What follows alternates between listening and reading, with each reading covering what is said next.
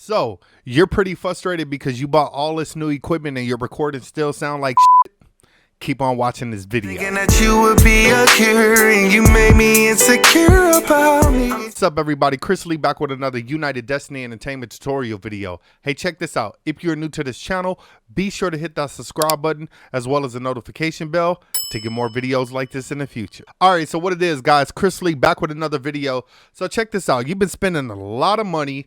You went out, you got all this advice from YouTube videos and all these other people and different artists and producers that you need to go out and spend a bunch of money on this type of preamp or that type of preamp or this type of microphone or this type of interface or whatever the case may be. You went out and did that. You spent thousands of dollars and your recordings, for whatever reason, still sound like shit. Well, guys, I'm going to tell you right off the bat, it's never really about the equipment. It's about the person using it. I stress this in my videos multiple times over and over and over again. I'm really trying to help you guys understand that it's not really the gear that's getting you where you need to be as a recording artist or producer or whatever the case may be. It's you developing your sound as the producer or as the artist in general. What do I mean by that? Well, long story short, guys, when you are a rapper or an artist, it's not so much just about having a bunch of equipment or gear that's going to make you sound good. It's something that you need to develop as yourself, as the artist, as the rapper, the singer, the vocalist, whatever the case may be.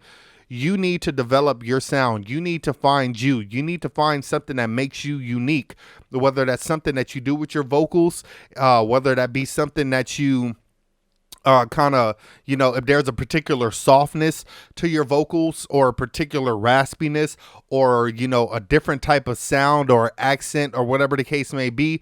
These are things that you need to develop as an artist, a rapper or a singer. I can tell you right now that it's not easy as, oh, I want to be a rapper. Let me go into the studio and just go ahead and rap these vocals that I wrote down or that I, pinned or whatever the case may be. When I produce and direct different artists that I record here in my studio or whatever studio, artist development stuff, I teach them how to find their sound. I teach them to do unique things with their vocals that make them different than everybody else. If they are rappers, I teach them how to do things vocally or deliver with a particular presence or particular sound that's going to make them stand out from everybody else, because that's where it starts. It's not just about having good equipment. If you don't sound good going into your recording DAW, then guys, it's pretty much pointless at that point. If I went in and I started to say, yeah, I get money. Yeah. You know what I do? Yeah, I get money. Yeah. There's a particular style to that, but that's going to be kind of boring, right? But if you went in, I get money. Yeah. I get money. Yeah. You are bringing a particular presence, energy that's drawing your audience in. You know what I'm saying? So you have to kind of develop that type of sound or that tone that is going to be interesting for your audience to be listening to. Okay. When it comes to being a vocalist, everybody's not the best vocalist in the world. I feel like myself, I'm not the best vocalist in the world, but I definitely believe that I am a good vocalist because of what I do with my vocals that makes me stand out that differently than other artists, if that makes sense. Okay, so I know as a lead singer, my vocals aren't the strongest, right? So what I love to do is I love to add a lot of harmonies and things to my vocals to really make my vocals stand out and be different. I want people to feel like, man, I'm not just listening to one guy. This guy sounds like a boy band. Karma's coming back to I'm moving on, I'm moving on. Because of the way that I stack my harmonies.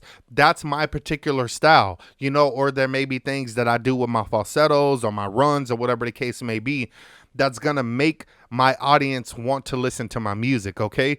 When you are trying to compare yourself to a bunch of different artists out here, it's very easy to get discouraged, and you don't want that. You need to focus on you. You need to find the confidence within yourself and build yourself up as an artist. Once you find and develop your sound, then you can focus on what kind of microphone I need to get, because going out and buying a $2,000 microphone may not be the best microphone for your vocals, so you're still going to be disappointed. You may find a better sound with that $100 microphone out there on the market, or that $300 microphone out there on the market. Maybe you may have a better tone with a dynamic microphone over a condenser microphone, or maybe, vice versa. My point being is that you don't really want to focus on what everybody else is going out and buying. Everybody loves the Apollo Twin, right? The Apollo Twin sounds great, but it may not be the interface for you. Everybody loves the Neumann U87, but it may not be the microphone for you. It may be that, that dynamic microphone, or it may be $100 AT2020 Audio Technica microphone, or AKG microphone that's, a 420, whatever the case may be. You have to find a microphone that best fits your sound, your tone, to be able to deliver what you are trying to get across musically, sonically, with your vocals, with your music, with your tone. The same thing goes with preamps and compressors. There may be preamps and compressors that sound great on my vocals, but may not sound great on your vocals. So you have to kind of just play around with it and see which works best for you. Am I encouraging you to go out and buy the least expensive equipment? No, that's not the case.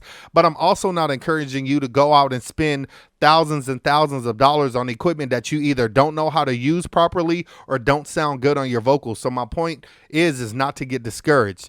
The next thing, I produce beats as well, right? I love to be able to create beats and instrumentals that's going to basically speak to my audience as well. When it's time for me to start producing some beats, it's not a process of let me just go in here and start slapping anything together, okay? You don't want to overthink the process, but when I start to produce beats, I basically do it from a concept of trying to communicate and relay a message to my audience to where they understand either what I'm going through, or I am basically trying to tell a story with the beat that I'm producing. Do I need a whole bunch of expensive equipment to get that point across? Absolutely not, because it's all in here. It's all in here. You have to understand where you're trying to go in a story that you're trying to tell with whatever you're making. Whenever you're trying to produce a beat, it's not going to sound any better if you go out and buy a $1,500 MIDI keyboard over a $100 MIDI keyboard. They do the same thing, right? It's you knowing how to utilize the tools that you have. If you decided to go out and use particular sounds, I know a lot of people like to buy a lot of expensive VSTs because they sound more real and authentic. That's absolutely fine. Does that mean that you should be discouraged because you don't have the money and you're not able to buy that particular piece of equipment or VST? Absolutely not, guys. What you need to do is take the sounds that you do have and learn how to manipulate them. That's what I love to do. I love to take cheap VSTs, cheap sounds that people normally wouldn't make any type of beats with. And what I love to do is use my EQs, compressors, modulations, flangers, chorus effects, all that type of stuff to manipulate that particular sound, to give it a different sound, to make it unique. I don't have to go out and buy Contact Complete or Omnisphere and all these other things. Now, granted, I have that stuff, but I rarely use it because I love to use basic sounds and make something out of nothing. So you need to operate with that same mentality. So when you feel like your recordings and stuff is not sounding good, you need to start at the basics. Start with you as the artist. Start with you as the producer. Now, once you start to get developed more and you really start to learn how to use the tools that you do have, it's all about knowing how to use the EQ properly, how to use the compression properly, how to use the reverb properly, how to use the delay, how to use the chorus effect, all the plugins that you may have. As long as you know how to use them properly and in a unique way that's going to give it a beautiful sound sonically, that's what's going to make your mixes come out good, okay? And I'm trying to do better with time. Kinda hard when you're losing your mind. Girl, I'm changing, I hate to let it show, and now I gotta let you know that I've been injected so much. Now, when it comes to you being able to afford a little bit more or being able to utilize the tools that you do have, guys, I promise you, your recordings will come out a lot better if you learn how to use a cheap microphone, right? Say if I'm going to use a cheap microphone, You can have an expensive microphone, a $5,000 microphone, and if you're too close and your gain levels are too loud, your recordings are going to come out crap. Why? Because it's distorted. It's clipping. The sound is too loud. You're too loud. You're too close to the microphone. Exactly what I'm trying to do right now. You see how loud that is? I would like to be comfortable right here if I was talking or singing a song or rapping or whatever the case may be. You want to give yourself some distance away from that microphone, and then you want to check your gain levels, the volume levels of your microphone, to make sure that your vocals aren't distorted, that your vocals sound good when you start to record them. If you start to sing a little bit louder or rap a little bit louder, pull back a little bit. Pull back a little bit more. If you need to sing out a little bit louder, if you're going to sing a little bit softer, don't be afraid to lean in a little bit. That's going to help you get great recordings. If you know how to record properly going into your DAW, I promise you that your recordings are going to come out a lot better. Now, when it comes to your preamps, or if you're not going to use a preamp and just a regular interface, when you use a preamp, likely you're going to marry those effects of your vocals going through your microphone, through your preamp, to your interface, to your DAW. You have to have those levels adjusted properly, because once you do, you can't change them after that. So you have to have your EQ right. You have to have your compression right when you're using a preamp, okay? Because you're not going to be able to change that stuff. You're only going to be able to add extra plugins on top of that. That's something that you want to keep in mind. But if you're just going to go straight from your microphone to your interface, then you're basically just recording raw vocals into your DAW, and you have the freedom to do whatever you want to do. Don't be afraid to add more into post production when you're starting to mix your music, because you have the freedom to do whatever you want to do. So be able to trust the process and do that. You can determine how good you want your music to sound by stop living by rules. I get it. People back then said that you can only use this and you can only use that and you can only do this and you can only do that. I'm telling you guys, F that. Scratch that. The reason why I mix as good as I mix, because I don't care about the rules. I don't care what people say I can and can't do. I do what I want to do. I do whatever I need to do to make the music sound great. If I have to use 4 compressors, guess what? I will. If I have to use 3 EQs, I will. If I have to use 2 different reverbs, I will. I do whatever I need to do to get the sound that I'm going for. You should operate that same way. So guys, that's pretty much all I wanted to tell you in this video. Do not be discouraged. Be confident. Make your music the way that you want to make your music. If you're going for a particular sound, understand this. If you're not an engineer, guys, you're not an engineer. Pay guys like me to make your music sound great. Don't get discouraged and want to quit because you can't do it or learn it overnight. It's not, if you want to learn how to engineer, go to engineering school or get under a mentor like me who can give you real life experience. You know, I'll charge you whatever I'll charge you, but I'll teach you some stuff that they won't teach you in school, period. Understand that. So don't get discouraged because your sound is not developing overnight. It takes time, guys. What I sounded like 15 years ago, 20 years ago is night and day difference to what I sound like today. It's all a developmental process, and you just need to stay confident with that. It doesn't matter. Don't look at yourself because you're not in the industry. Don't look at yourself because you're not making all this money, whatever the case may be. Your goal as an artist and a producer is to find an audience that loves and is willing to pay for your music, who's willing to support you. You don't need to be the next Chris Brown. You don't need to be the next Beyonce. You don't need to be the next Timberland, Pharrell, whatever the case may be.